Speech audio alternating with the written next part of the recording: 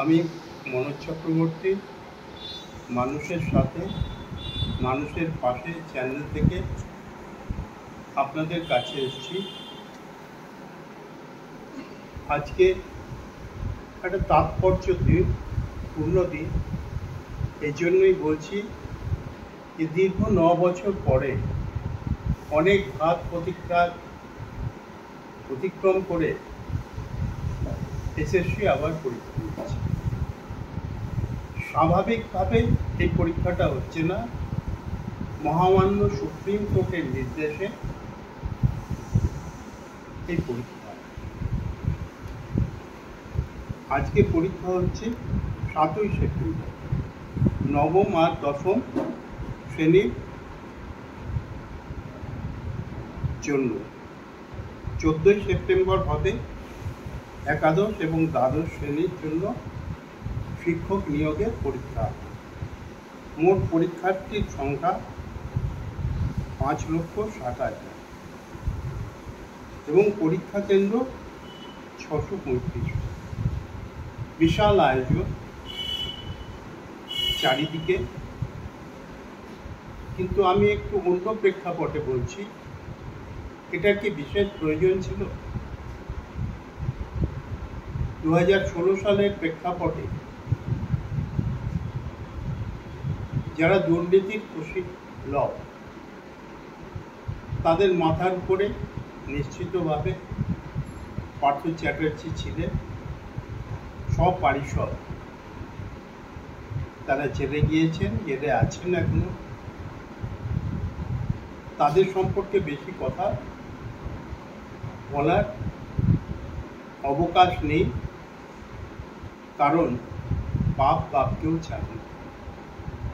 যে ঘটনাটা ঘটেছিল পশ্চিমবাংলার ইতিহাসে একেবারে অনপ্রিয়, এরকম ঘটনা ঘটেনি।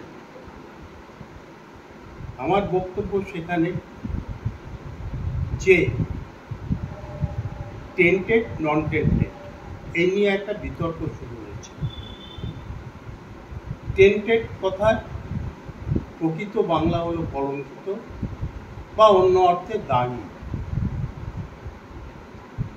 এই দাগিদের চিহ্নিত করা হয়েছে এবং তাদের নাম প্রকাশ্যে এসেছে। 1,806 জনের নাম প্রকাশ্যে এসেছে। এবং একটা জিনিস আমরা দেখতে পেয়েছি, এরা বেশিরভাগই একটি বিশেষ রাজনৈতিক দল। এই যে টেন্টেড করা হলো যাদেরকে বা কলঙ্কিত করা হলো, আমরা দাগি বিশেষণে বিভূষিত করলাম তাদের ছবি ইলেকট্রনিক্স মিডিয়া এলো, প্রিন্টিং মিডিয়া এলো। শুধু তাই নয়, একই সঙ্গে তাদের পরিবারটাও কলঙ্কিত। আমার বক্তব্য এখানে, এটা সবাই জানতো, দীর্ঘ আলোচনা হয়েছে, কোটি কোটি টাকার গল্প হয়েছে এবং সেই টাকা উদ্ধারও হয়েছে। একজনা বিধায়ক, বড়ার বিধায়ক, তিনি এই মুহূর্তে জেলে গিয়েছেন আবার। অতএব এটা যে একটা পরিকল্পিত একটা ব্যাপার ছিল, এই ব্যাপারে কোনো সন্দেহ নেই। আমি শুধু এই কথাই বলবো, যারা ঘুষ দিয়েছেন তাদের নামগুলো আমরা জানতে পেরেছি, কিন্তু যারা ঘুষ নিয়েছেন তাদের নামগুলো আমরা জানি না। পরিবর্তিত পরিস্থিতিতে আদালতের সুপারভিশনে, আদালতের নির্দেশে যে পরীক্ষা হচ্ছে, সেখানে পরীক্ষার্থীদের সাফল্য কামনা করেও বলছি যে তারাও সমান অপরাধী, যারা এই ঘুষ পর্বটা চালিয়েছে, গ্রহণ করেছে।